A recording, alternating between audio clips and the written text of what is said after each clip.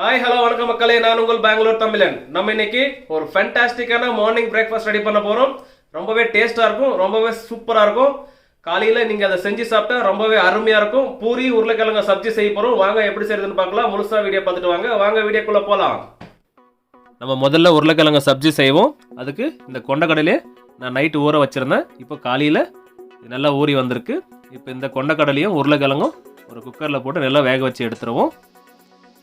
உருளைக்கிழங்கு கொண்டக்கடலாம் வேக வச்சிருக்கேன் நான். அது வெந்துட்டு இருக்கட்டும். அதுக்கு முன்னாடி நம்ம பூரி செய்கிறதுக்கு மாவு பிசைஞ்சிடுவோம். அதுக்கு நான் 1 கப் அளவு கோதுமை மாவு எடுத்துருக்கேன். ஒரு பவுலில் போட்டுடலாம். கோதுமை எடுத்து அதே கப்பில் 1/2 கப்பு மைதா எடுத்துருக்கோம். அதையும் சேர்த்துக்கலாம். இந்த மாவுக்கு தேவையான உப்பு சேர்த்துக்கலாம். இந்த மைதா, கோதி, உப்பு இது மூணுத்தையும் நல்லா மிக்ஸ் பண்ணி விட்டுடலாம்.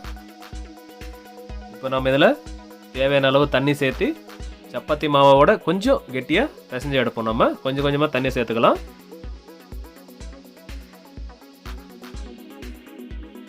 இந்த பூரி மாவை கொஞ்சம் கெட்டியாக பிசைஞ்சு எடுங்க. அப்போ தான் உங்களுக்கு பூரி நல்லா பொஃபுன்னு நல்லா பொசு நல்லா இருக்கும். அந்த உப்பி நல்லா வரும் பூரி. உங்களுக்கு நான் செய்கிற மாதிரி பூரி செஞ்சு சாப்பிடுங்க, ரொம்பவே டேஸ்ட்டாக இருக்கும். எல்லாருமே நல்லா விரும்பி சாப்பிடுவீங்க. கண்டிப்பாக ட்ரை பண்ணி பாருங்கள். இப்போ நம்ம அந்த பூரி மாவை நல்லா பிசைஞ்சு முடிச்சாச்சு. பாருங்கள், இந்த திட்டத்தில் பிசைஞ்சிருக்கேன். இப்போ நம்ம இதில் 1 டேபிள் ஸ்பூன் அளவுக்கு ஆயில் சேர்த்துக்கலாம். எண்ணெய் ஊற்றி நல்லா மிக்ஸ் பண்ணி விட்டுருவோம். இதில் நம்ம இது இப்படியே ஒரு 15 நிமிஷம் நல்லா ஊறி வரட்டும். அதுக்குள்ளே நம்ம பூரிக்கு சப்ஜி ரெடி பண்ணணும். நம்ம உருளைக்கிழங்கு வேக வச்சுருக்கோம். அது என்ன ஆச்சுன்னு பார்க்கலாம் வாங்க. உருளைக்கிழங்கு கொண்டக்கடலை வேக வச்சு எடுத்தாச்சு. நான் தோல் உரித்து வச்சுருக்கேன் உருளைக்கிழங்கு. இப்போ நம்ம உருளைக்கிழங்கை உடச்சி விட்ருவோம். இந்த கொண்டக்கடலை உங்களுக்கு ஆப்ஷனல் தான். ஏன்னா இது ஊற வைக்கிற டைம் ரொம்ப நேரம் எடுக்கும். அதனால் நீங்கள் ஸ்கிப் பண்ணுறதாலே பண்ணலாம். அப்படியே உருளைக்கிழங்கு வச்சு நீங்கள் சப்ஜி பண்ணலாம். இப்போ நம்ம வேக வச்ச உருளைக்கிழங்கை பொடி பண்ணி விட்டுருவோம். கையிலே நல்லா பிசைஞ்சு விட்டுருவோம். ரொம்ப நைஸாக வேண்டாம், கொஞ்சம் பொடியாக பண்ணால் போதும். அவ்வளோதாங்க, நம்ம பொடி பண்ணி முடிச்சாச்சு. அடுத்து என்னன்னு பார்க்கலாம் வாங்க. நம்ம இப்போ மசாலா அரைக்கணும். அதில் சின்னதாக 2 தக்காளி எடுத்துருக்கேன். அதை 4 கட் பண்ணி போட்டுடலாம். 2 டேபிள் ஸ்பூன் துருவன தேங்காய் போட்டுடலாம். சின்னதாக 1/2 இன்ச் அளவு இஞ்சி போட்டிருக்கேன். 5 பல் பூண்டு போட்டுடலாம். இப்போ இதெல்லாம் போட்டு நம்ம அரைச்சி எடுத்துருவோம். நம்ம மசாலா அரைச்சி முடிச்சாச்சு. பாருங்கள், இந்த அளவுக்கு அரைச்சா போதும். ரொம்ப நைஸாக அரைக்க வேண்டாம், கொஞ்சம் திரியாக இருந்தாவே போதும். அடுத்து ஸ்டவ் ஆன் பண்ணி ஒரு பேன் வச்சிடலாம். 2 டேபிள் ஸ்பூன் ஆயில் ஊற்றிடலாம். எண்ணெய் சூடேறிடுச்சு. கடுகு, உளுந்து, கடலைப்பருப்பு, சீரகம் இது 4த்தையும் ஒன்றா கலந்து வச்சுருக்கேன். நம்ம எண்ணெயில் போட்டு கடுகு வெடித்து வரட்டும். இப்போ அடுத்து நம்ம 4 பச்சை மிளகா நீட்டு வாக்கில் கட் பண்ணியிருக்கோம். அதையும் போட்டுடலாம். கருவேப்பிலை சேர்த்துக்கலாம். ஒரு மீடியம் சைஸ் வெங்காயம் கட் பண்ணியிருக்கோம். அதையும் சேர்த்துக்கலாம்.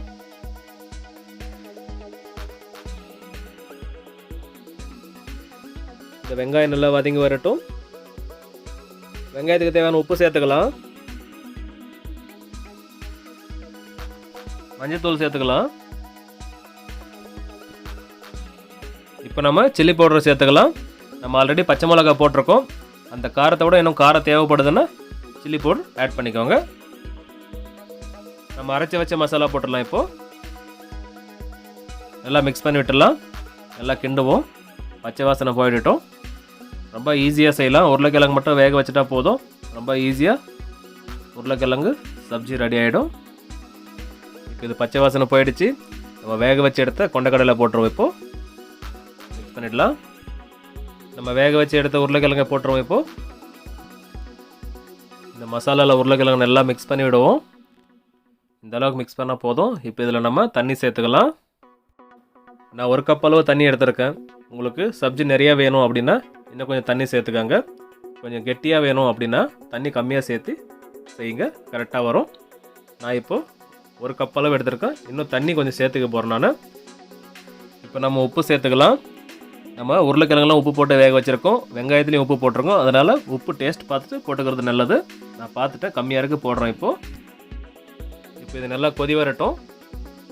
நம்ம செஞ்சுருக்கிற இந்த ஆலு சப்ஜி ஒரு 4 பேர் கண்டிப்பாக சாப்பிட்ற அளவுக்கு இருக்கும். 4 பேருக்கு வேணும்னா இந்த அளவு போட்டு செய்யுங்க, கரெக்டாக வரும். இந்த உருளைக்கிழங்கு சப்ஜி சூப்பராக கொதி வந்துட்டுருக்கு பாருங்கள். இப்போ இந்த அளவு கொதி வந்தது போதும். இப்போ நம்ம மல்லித்தலை தூவி ஸ்டவ் ஆஃப் பண்ணிடலாம். இப்போ அடுத்ததாக நம்ம போய் பூரி செய்யலாம் வாங்க. ஸ்டவ் ஆன் பண்ணி ஒரு கடாயை வச்சுட்டு 1/2 லிட்டர் ஆயில் ஊற்றிக்கலாம். எண்ணெய் சூடேறி வரட்டும். அதுக்குள்ளே நம்ம பூரி மாவு தேய்ச்சிருவோம். நம்ம ரெடி பண்ண இந்த மாவு நல்லா ஊறி வந்திருக்கு. இப்போ இதை எடுத்து நம்ம இன்னொரு டைம் நல்லா பிசைஞ்சு எடுத்துருவோம். நல்லா நைஸாக வந்துடும். பாருங்கள் எவ்வளோ சூப்பராக நைஸாக பிசைஞ்சு எடுத்துருக்கோம். பாருங்கள் எடுத்து காட்டுறேன் நான். பாருங்கள் எவ்வளோ சூப்பராக வந்திருக்கு. பாருங்கள் சாஃப்டாக நைஸாக இருக்குது. இப்போ இந்த மாவை நம்ம 2 துண்டாக்கிடலாம். 2 துண்டாக்கிட்டு நம்ம சிறு சிறு துண்டாக்கி போடுவோம். நம்ம சப்பாத்தி மாவோட கொஞ்சம் சின்னசாக இந்த மாதிரி சைஸில் நம்ம உருண்டை பிடிச்சி போட்டுருவோம். எல்லாத்தையும் நம்ம ஒரே மாதிரி சைஸாக இருக்கட்டும்.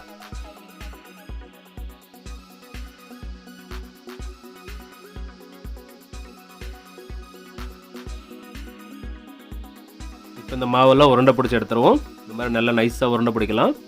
பாருங்கள் இந்த மாதிரி நல்லா கையில் வச்சு உருட்டினீங்களா நல்லா உருண்டாயிடும். பாருங்கள் இந்த அளவுக்கு உருண்டை பிடிச்சா போதும். இதே மாதிரி வச்சிருக்கிற மாவில் உருண்டை பிடிச்சி எடுத்துருவோம். நம்ம இதெல்லாம் உருண்டை பிடிச்சி முடிச்சாச்சு. இப்போ நம்ம பூரி நல்லா ரவுண்டாக தேய்ச்சி எடுத்துருவோம். வாங்க ஒரு பவுல் எடுத்துக்கலாம்.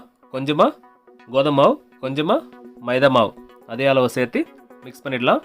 இது நம்ம பூரி மாவு தேய்ச்சி எடுக்கிறதுக்காக தான். நம்ம ஆயிலில் தேய்க்க போகிறதில்ல, இந்த மாவில் தான் தேய்க்க போகிறோம். அதுக்காக இது மாதிரி மிக்ஸ் பண்ணி வச்சுருங்க. உருண்டை பண்ணி வச்சுருக்கிற மாவை எடுத்து ரெடி பண்ணி வச்ச மாவில் தொட்டு எடுத்துருவோம். இந்த மாதிரி மாவு அப்ளை பண்ணிவிட்டு நல்லா ரவுண்டாக தேய்ச்சி எடுப்போம். இந்த பூரியை நம்ம ஒரே மாதிரி ஷேப்பில் தேய்ச்சி தான் நமக்கு அந்த பஃப்னு வரும். நல்லா அந்த பூரி உப்பி நல்லா மேலுக்கு வரும். பார்க்கவும் அழகாக இருக்கும், சாப்பிடவும் டேஸ்ட்டாக இருக்கும். பாருங்கள் இதே மாதிரி நம்ம எல்லா பூரியும் தேய்ச்சி எடுப்போம். பார்த்தாவே தெரியும் எவ்வளோ சூப்பராக தேய்ச்சிருக்கோம். இதே மாதிரி ரவுண்ட் ஷேப்பில் நம்ம எல்லா பூரியும் தேய்ச்சி எடுத்துருவோம். அப்புறம் நம்ம எண்ணெயில் போட்டு பூரி சுட்டு எடுத்துருவோம்.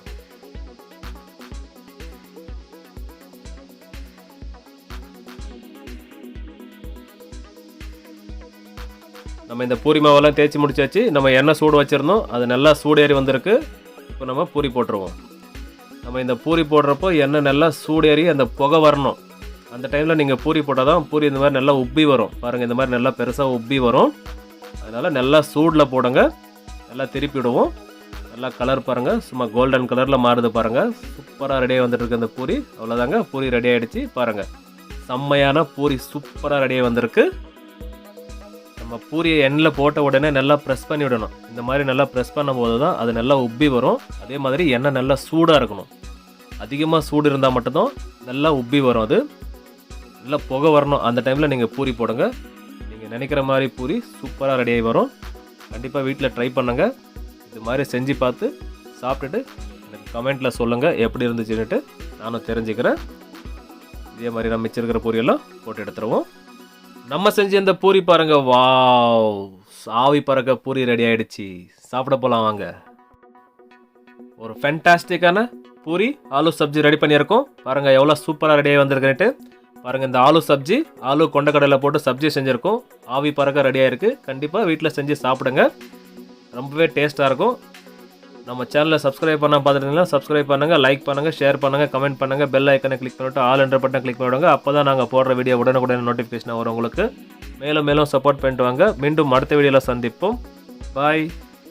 இந்த பூரி பாருங்கள், நம்ம அப்படியே கட் பண்ணி எடுக்கிறப்போ எவ்வளோ சாஃப்டாக இருக்குது தெரியுமா? நம்ம இப்போ சாப்பிட போகலாம். ஆலு சப்ஜியில் தொட்டு நம்ம சாப்பிட போவோம். வாவ் வாவ் செம்மையாக இருக்குது போதுங்க. நீங்களும் சாப்பிடுங்க, நானும் சாப்பிட போகிறேன். வாங்க சாப்பிடலாம். எல்லாரும் வாங்க சாப்பிடுவோம்.